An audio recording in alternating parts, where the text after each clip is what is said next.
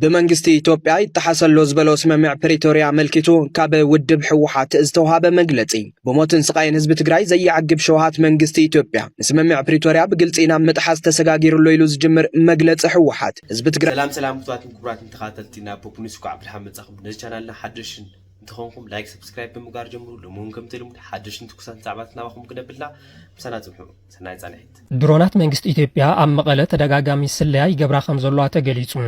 اب قرباس تغبره سلاي دما برك زولو مرداتات كم استرخبه اكتيفستات بلصغنا اناغلص يركو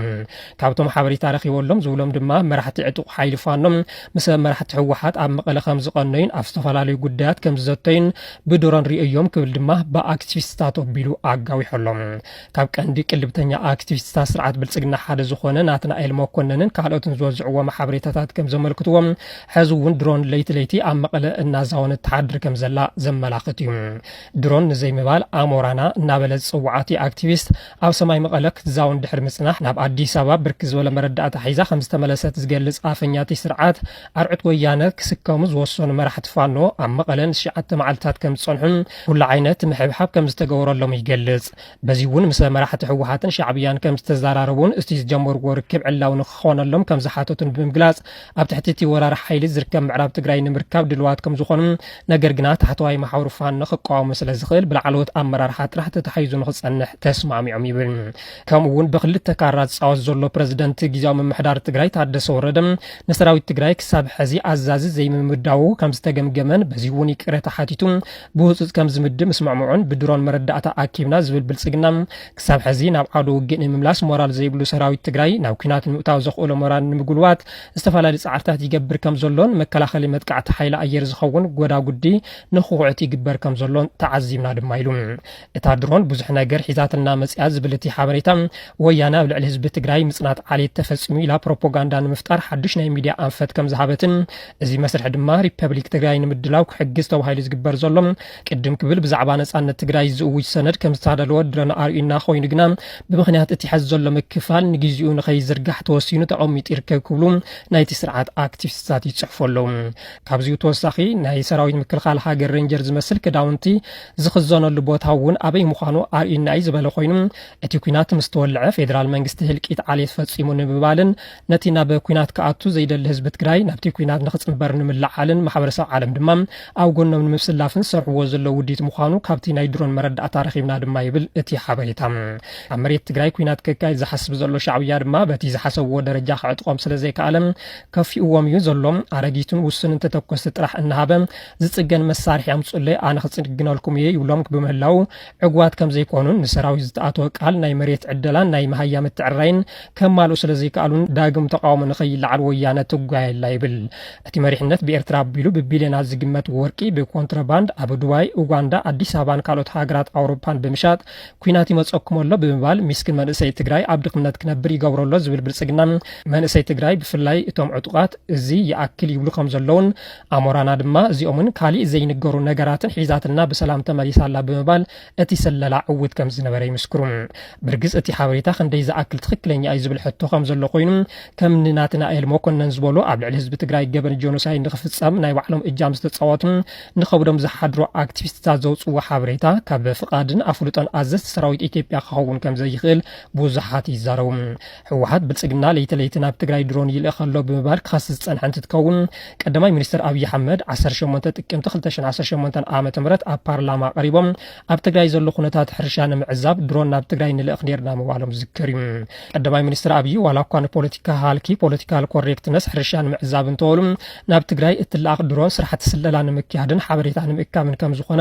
ካብ ሓሊፉ ድማ ሓለፍትን ምንጻል ክኸውን ከም ዝኽእል ከግለጽ ነው መግለጽ ውድብ ሕወሓት ከም ስዕብ ቀርብ بمنجستي إثيوبيا يتحصل لوزبلو سممع بريتوريا ملكتو كاب ودب حوحات ازتوها بمجلتي بموتن سقاين حزب تግራይ زيعقب شوهات منجستي إثيوبيا سممع بريتوريا بقلصينا متحاس تسغاغير لويلوز جمر مجلጽ حوحات حزب تግራይ نزبا ويانا حرነት تግራይን ዋጋና خفلውን እንተኾነ سممع بريتوريا بمتግባር ናብ ዘላቕ ሰላም ዘሰጋግር ምትእማን ክፍጠር ብትዕግስቲ ክሰርሑ ጸኒሖም እዮም ክብል ሰላም ንምዕቃብ ዝተገበረ ዝጸንሐ ዋጋ ብሪሁም እንተኾነ ግን ይብል እቲ መግለጺ እንተኾነ ግን እቲ ህልውናው ኣብ ጥፋት ህዝብ ትግራይ كم زت عامينو نسمع بريتوريا كم مسارح كالي ملك جونوسايد تتقيمو بسلحتا حزبنا عددا موتن سقاين كونو تليمو كسرح تصنح منغستي إثيوبيا سمز تسرعات نسمع بريتوريا بزصابا ملكعو ابلعل حزب تግራይ كفكرون كفرارحون صانيحوم يوم كبل زغلص انتخون حزبا ويان حرነት تግራይን حزب تግራይን እዚ ተሃዲድን ፈኸራን ሰብ መዚ ኢትዮጵያ ትኽክል ከም ዘይኮነን እቲ ዝጽሓር ዘሎ ካልእ ዝርኩናት ንኹሉ ወገን ዝኸፈ ጥፋት ከም ዝህልዎን ብምግላጽ ስምምዕ ፕሪቶሪያ ብምትግባር ናይ ሰላም መገዲ ክኽተሉ ክምሕፀን ጸኒሑ እዩ ክብል ገሊጹ መንግስቲ ኢትዮጵያ ነዚ ምሕፅንታ ጸማም እዝኒ ብምሃብ ኣብ ክልል ዓፋር ዝወደቦምን ዘዕጠቆምን ሸፋቱ ተጠቂሙ ናብ ቅሉዕ ወታደራዊ ምትንኳይ ብምስግጋር ኣብ ዝቕንያት ናብ ገረብ ኣጎ ብምእታው ህዝቢ ዝንቀሳቐሰሉ መገዲ ንምዕጻው ካብ ምፍታን ሓሊፎም ናብ ወረዳ ራያ ዓዘቦ ከባብታት ራካታ እንደደርባን ከበድቲ ኣጽዋር ክትክሱ ገይሩ እዩ ብምባል ከሲሱ መንግስቲ ኢትዮጵያ ነቲ ህዝቢ ትግራይ ናይ ምጽናት ስትራቴጂኡ ይሕግዘኒ እዩ ዝበለ ኩሉ ኣብ ምፍጻም ዝርከብ ኮይኑ ህዝቢ ትግራይ ንሕድሕዱ ንምድማይ ካብ ዝዓሰቦም ሸፋቱ ብተወሳኺ ምስ ጎረባብቲ ህዝብታት ንምቅርሓን እውን ኮነ ኢሉ ኣብ ምስራሕ ይርከብ ኢሉ ዝገለጸት መግለጺ እቶም ኣብ ዓፋር ዝወደቦምን ዘዕጥቆምን ዘሎ ሸፋቱ እውን መቐጸልታ ናይዚ ፕሮጀክት እዮም ክብል ገሊጹ ነዞም ብውሕዳት ከዳዓት ተታሊሎም ኣብ መሬት ዓፋር ዝሸፈቱ ዕጡቃት ተጠቂሙ ካልእ ዝርኩናት ንምኽፋት ዝጀመሮ ምትንኳይ ስዒቡ ማሕበረሰብ ዓለም ንምትላል ድማ ሰፊሕ ናይ ምድንጋር ስራሕቲ ይሰርሕ ኣሎ ዝበለት መግለጺ ጂኦግራፊስ ወቂዓተ እው ከም ዝበሃል ቢሮ ኮሙኒኬሽን ብሔራዊ ክልላዊ መንግስቲ ዓፋር ነቶም ካብ መሬቱ ተበጊሶም ትግራይ ዝህውኹ ዘለውን መሳርሒ ካልእ ዙርኩናት ዝኾኑ ዘለውን ዕሱባት ብምዕቋብ መሳርሒ ጥፋት ኮይኑ እናሃለወን ትግራይ ክኸስስ ተራእዩ ክብል ገሊጹ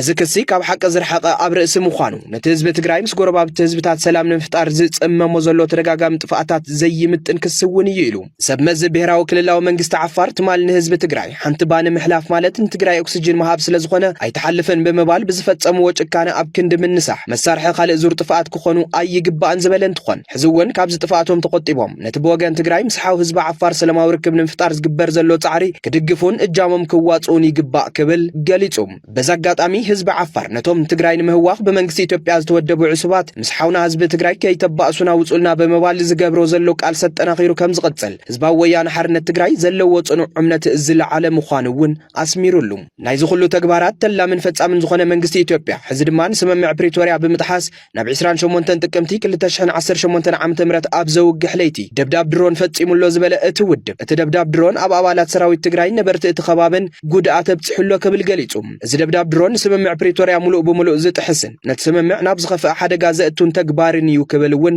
ኮኒንዎ ኣሎ ንስቕታ ኣደራደርቲ ሃገራትን ኣህጉራዊ ትካላትን ስዒቡ ስምምዕ ፕሪቶሪያ ከይፍጸም ክሕንኩል ዝጸንሐ መንግስቲ ኢትዮጵያ ነቲ ስምምዕ ብግልጽ ጥሒስዎ ኣሎ ብምባል ዘብርህት መግለጺ ሕወሓትን ህዝቢ ትግራይን ሕዚ እውን መንግስቲ ኢትዮጵያ ኩሎም መፈላላያት ብሰላማዊ ፖለቲካዊ ዘተ ክፍትሑ ግቡእ ክዋጻእን ካብዚ ናይ ጥፋት ተግባሩ ክቁጠብን ደጊሞም ጻውዒት ይቕርቡ ኢሉ ማሕበረሰብ ዓለም ድማ ነዚ ጻሕታሪ ኩናት ተግባር መንግስቲ ኢትዮጵያ ብኣግኡ ጠጠው ከብሎን ናብ ተወሳኺ ምፍሳስ ደም ከይተሰጋገረ ቀልጡፍ ፍታሕ ንምምጻእ እጃሙ ክዋጻእን ህዝባዊ ወያነ ሓርነት ትግራይ ይጽውዕ ኢሉ